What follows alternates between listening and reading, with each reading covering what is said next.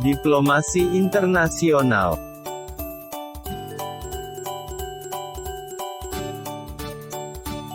Pengertian diplomasi internasional. Diplomasi merupakan salah satu instrumen penting dalam pelaksanaan kepentingan nasional suatu negara. Diplomasi sebagai alat utama dalam pencapaian kepentingan nasional yang berkaitan dengan negara lain atau organisasi internasional.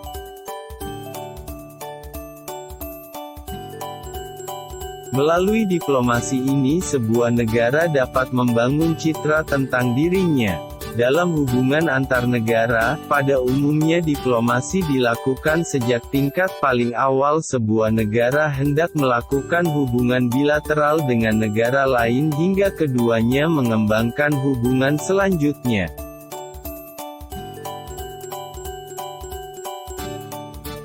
Fungsi diplomasi. Fungsi diplomasi secara umum adalah menyediakan perundingan, perlindungan, penyelidikan, penjelasan, sampai peningkatan interaksi dalam sebuah hubungan. David W. Ziegler 1984 menjelaskan fungsi diplomasi, sangat vital dalam mengomunikasikan sesama negara-negara dunia untuk menjaga perdamaian dunia.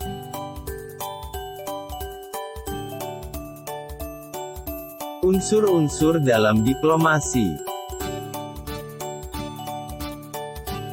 Unsur dalam diplomasi seperti yang diutarakan S. L. Roy 1991. 1. Negosiasi, yang dilakukan dengan pemerintah negara lain demi tercapainya kepentingan bersama. 2. Kepentingan nasional, yang berbeda antar negara. 3. Perdamaian, praktik diplomasi yang dilakukan harus berusaha untuk menjunjung tinggi perdamaian. 4. Perang, apabila perdamaian tidak bisa terwujud, resiko terburuk dari hubungan diplomasi yang gagal adalah perang. 5. Politik luar negeri, yang turut mengkaji isu-isu domestik dalam negara. 6. Sistem negara, yang juga berkaitan dengan diplomasi dan politik luar negeri. 7. Perwakilan diplomatik, biasa disebut diplomat yang bertugas untuk mewakili negaranya dalam praktik diplomasi.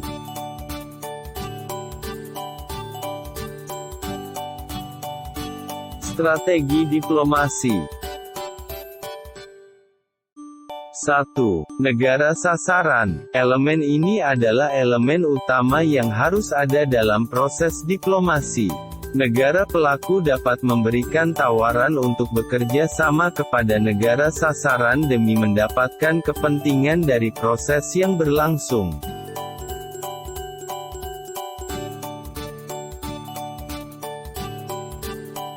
2. Penggunaan power. Negara pelaku harus mampu dan dapat memastikan bahwa penggunaan power dalam proses diplomasi kursif harus dapat berjalan maksimal. Power tersebut dapat digunakan untuk menciptakan solusi yang lebih menunjukkan kepada negara sasaran sebagai sebuah kebutuhan. Negara pelaku juga harus dapat menjamin bahwa kekuatan yang digunakan tidak dianggap sebagai ancaman oleh negara sasaran. 3. Ketakutan dari negara sasaran. Ketakutan yang muncul dari proses diplomasi akan menyebabkan banyaknya permintaan yang muncul dari negara sasaran. Hal ini menyebabkan negara pelaku dapat dengan lebih mudah mencapai kepentingan yang dirumuskan. Meskipun secara praktek, penggunaan kekuatan oleh negara pelaku harus maksimal, akan tetapi negara pelaku juga harus memastikan bahwa negara sasaran tidak curiga dengan penggunaan kekuatan tersebut.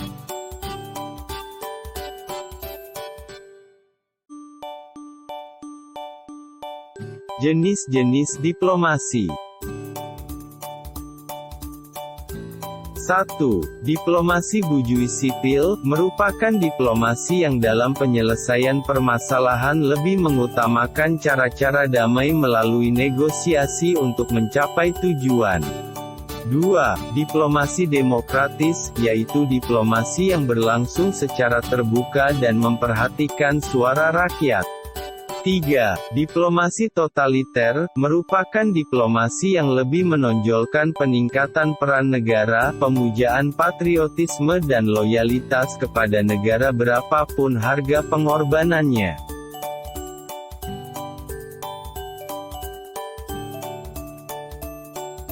4. Diplomasi preventif, biasanya diluncurkan ketika masyarakat menghadapi suasana genting yang akan memunculkan konflik besar atau pecah perang. 5. Diplomasi provokatif, bertujuan untuk menyudutkan posisi suatu negara untuk menimbulkan sikap masyarakat internasional agar menentang politik suatu negara. 6. Diplomasi perjuangan, diperlukan saat negara menghadapi situasi genting untuk mempertahankan posisinya dalam memperjuangkan hak-hak untuk mengatur urusan dalam negerinya dan menghindari campur tangan negara lain.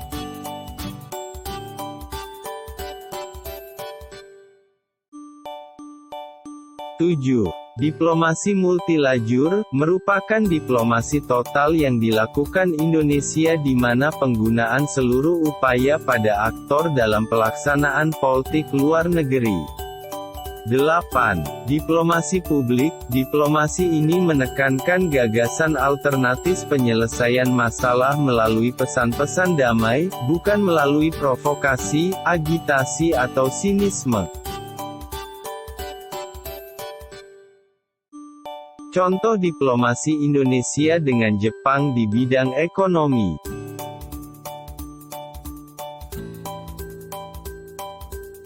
Perdagangan merupakan salah satu unit ekonomi yang tidak dapat dilepaskan dari kerjasama Indonesia dengan Jepang. Fokus dari perdagangan itu sendiri adalah masalah ekspor-impor antara Indonesia dan Jepang.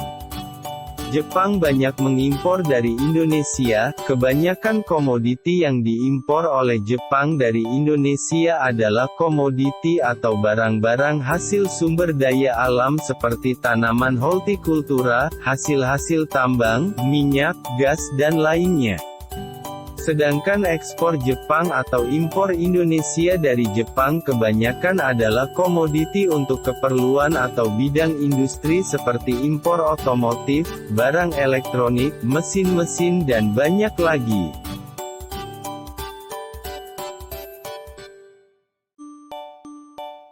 Investasi. Hubungan investasi Indonesia dengan Jepang sempat naik turun karena krisis yang dialami Indonesia. Tetapi mulai berangsur baik hingga sekarang. Jepang merupakan salah satu negara yang mempunyai investasi terbesar di Indonesia dengan mendirikan dan mengoperasikan perusahaan-perusahaan milik Jepang di Indonesia, yang mana banyak tenaga kerja Indonesia dipekerjakan. Oleh karena itu Jepang adalah termasuk salah satu negara yang mensuplai lapangan kerja di Indonesia.